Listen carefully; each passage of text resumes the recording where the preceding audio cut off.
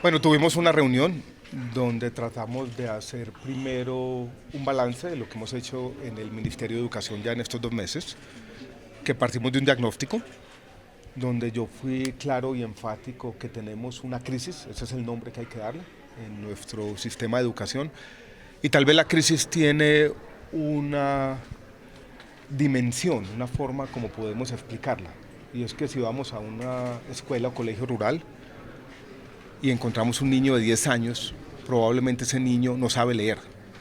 2 de cada 3 niños en esa edad en la educación pública no saben leer. Y eso es una crisis. Hay otras dimensiones de esta crisis, dijéramos, más puntuales, más específicas, que son los problemas de desfinanciamiento, déficit estructural, tanto en la educación preescolar básica y media como en la educación superior. Todo lo estamos atendiendo, entonces tuvimos una oportunidad de mostrar las diferentes políticas que estamos empezando a implementar, a llevar a la práctica para lidiar con la crisis. Estamos hablando de políticas de voluntariado, de cómo fortalecemos la educación de calidad, de cómo motivamos a los maestros, de cómo volcamos la comunidad, el sector educativo, de cómo sensibilizamos a la sociedad entera de este problema que se va a transmitir o se va a traducir en el futuro en mayor desigualdad y mayor injusticia. Y también planteamos la necesidad de cambios legales profundos, uno en el Sistema General de Participaciones. Mencioné que vamos a tener una comisión de alto nivel para empezar a estudiar. Esto es una reforma fundamental que define la bolsa de los recursos de la educación y también una reforma a la Ley 30 del año 92 que define los recursos y la distribución para la educación superior. Y también les planteé o planteamos de manera general lo que sería la reforma del ICETEX, sobre todo los retos y desafíos que tenemos. Las pruebas PISA y las pruebas Saber y las pruebas que hace el IFES de 3, 5, 7 y 9 tienen como la misma preparación. Yo quisiera dar un paso atrás con esta pregunta. Nosotros hemos de alguna manera, desde que yo llego aquí, tratado de cambiar un poquito el paradigma. Las pruebas PISA son importantes, nos brindan una información que es relevante para la toma de decisiones. Pero yo quiero hablar más que de calidad de la educación, medida de esa manera estandarizada que vuelvo, es importante hablar de educación de calidad. La educación de calidad parte de reconocer que el bienestar tiene que estar en el centro de la escuela, de que la escuela tiene que retomar ese papel protagónico en la comunidad, de que nos vamos a preocupar por la salud mental de los niños, los maestros y las maestras, de que vamos a hacer que la educación también sea una educación para la reconciliación y todas esas dimensiones de la educación como la forma de habitar el mundo tienen que estar allí. Entonces estamos preparándonos para pruebas PISA, no podemos tapar y cubrirnos los ojos ante esa realidad, pero yo quisiera y estamos promoviendo un cambio que empieza con el lenguaje, pero después se traduce en políticas públicas distintas, educación de calidad, que tiene esas variables de bienestar, de reconciliación, de educación antirracista, como tiene que ser, como parte del centro también. Las escuelas como lugares seguros, donde hay niños felices, digámoslo así. Ministro, el tema de la educación para los migrantes, ¿cómo hace la inclusión? Porque muchas veces el racismo está presente desde las mismas familias de los colombianos y que hoy los venezolanos están tratando de integrar a la educación en el país. ¿Cómo hacer eso? A mí me gusta concebir la educación como la puerta de entrada a la inclusión de los migrantes. Y yo creo que Colombia ha hecho un gran esfuerzo y ha sido un ejemplo para el mundo. Hay 600.000, en números redondos, migrantes en nuestro sistema educativo. El sistema educativo ha hecho un gran esfuerzo. Secretarías de Educación y maestros en muchas instituciones han hecho ese esfuerzo de inclusión y por esa puerta se ha integrado muchos de los migrantes a la sociedad. Estamos trabajando en eso.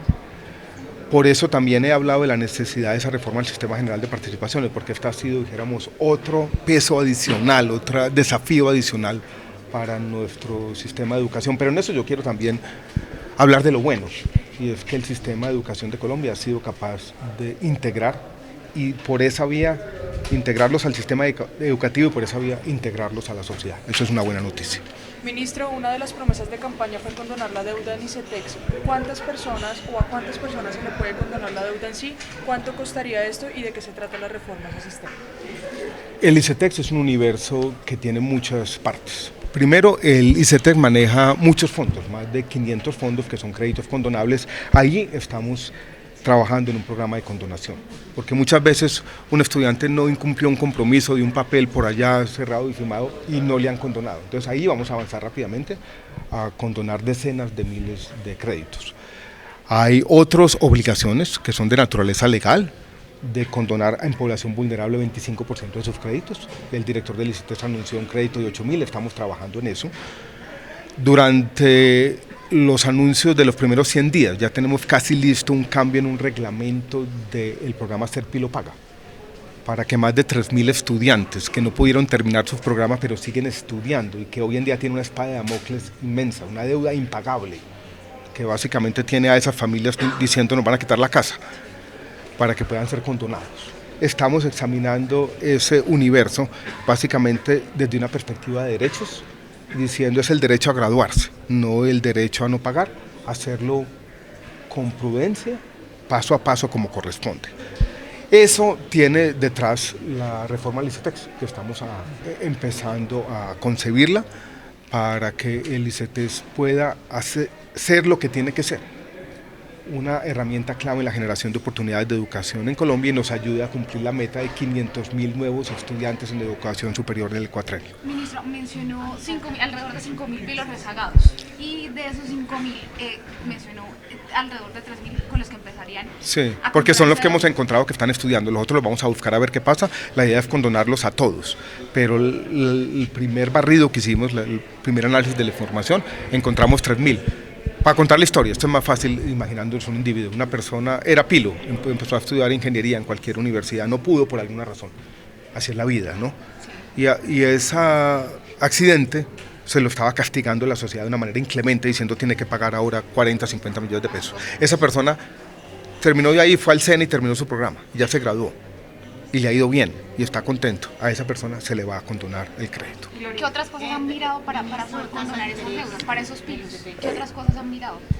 Vulnerabilidad socioeconómica, por ejemplo. ¿Dónde están? Queremos entender esa realidad uno a uno. Vamos a empezar por esto porque es lo más fácil. Es simplemente, vuelvo y repito, es aplicar una perspectiva de derechos. Ellos están estudiando. Yo tuve, y lo cuento aquí como anécdota, era rector de la Universidad de los Andes, después me salí. Había un estudiante que había empezado a estudiar ingeniería mecánica, después se pasó para industrial, fue la mejor estudiante y por el hecho de haberse cambiado de programa le estaban cobrando la deuda. Eso no hay derecho y eso es lo que vamos a remediar. Ministro, ¿suben las tasas diferentes del ICETEX a raíz del No, hay una realidad económica compleja y es que el aumento del IPC, el índice de precio al consumidor, ha asumido algunos de los créditos del ICETEX están amarrados al IPC. Para remediar eso, para que eso no se vaya a traducir en un aumento sustancial en las cuotas, encontramos unos recursos y va a haber un articulito, decimos en Colombia, en la reforma tributaria para lograr que ese aumento en la inflación no se traduzca en cuotas mucho más altas. Ministro, hay algunos departamentos en donde no hay transporte escolar. ¿Qué acompañamiento están haciendo ustedes como ministerio para garantizar el derecho a la educación? Eso se debe a dos razones. La una es falta de recursos, y estamos trabajando con los secretarios de educación, y la otra son problemas de contratación. A pesar de que tengan los recursos, hay problemas de contratación, incluso por condiciones muy estrictas, sin enfoque territorial que se le imponen al transporte escolar. Básicamente es como si cualquier lugar de Colombia, una vereda, pudiera tener el mismo transporte escolar que en Bogotá. Eso también lo estamos remediando. Tengo una reunión con los 96 secretarios de educación la semana entrante, vamos a mirar algunos de los temas puntuales. Sobre todo nos preocupan 3 o 4 regiones. Ministro, calidad de educación, usted hablaba de una crisis en la educación y que es aproximadamente 2 de cada 3 personas en grado cuarto no sabía leer. ¿Cómo atender esos problemas después de la pandemia? Estamos tratando de desplegar 3 estrategias puntuales que se superponen con la estrategia general, que pasa, ya lo dije, por motivar a los maestros. Una es, hay un programa que ha sido exitoso en otros lugares, lo estuvimos examinando ayer con el Banco Interamericano de Desarrollo, que son tutorías remotas. Básicamente tutores que trabajan de la mano de los profesores, llaman a los estudiantes a su casa. El hecho de llamarlo es muy poderoso, dice, alguien se preocupó por lo que está pasando con mi aprendizaje. Eso ya ha sido evaluado, vamos a empezar con unos pilotos, incluso hay una cooperación técnica que está empezando a funcionar en eso. Lo otro también es un programa de voluntariado, nos lo imaginamos las universidades volcándose hacia allá, que es importante, y vamos a aprovechar también un plan de infraestructura escolar para llegar con capacitación de los maestros y hacer una intervención. De otro lado, el ministerio tiene un programa que se llama Evaluar para Avanzar. Ese programa trata de nominalmente casi que entregarle al profesor en su aula, porque lo que ha pasado con la pandemia no solamente es que tenemos problemas de aprendizaje, sino que la varianza cambió. Al interior del aula hay muchachos que les ha ido bien, pero hay una gran diferenciación. Otros que tienen problemas de matemáticas, que no saben leer. Entregarle al profesor la información sobre lo que está pasando en su aula. Lo que encontramos es que el programa de Evaluar para Avanzar no estaba entregando la información de manera digerible, entonces también estamos ajustando ese método de evaluación, diagnóstico y sugiriéndole a cada profesor qué es lo que está pasando para que pueda hacer lo que tiene que hacer. Ministro, háblenos un poco sobre el tema del presupuesto para el próximo año. Digamos, ¿en qué se van a priorizar esos recursos y cuánto, digamos, se gastaría en temas de costos de funcionamiento?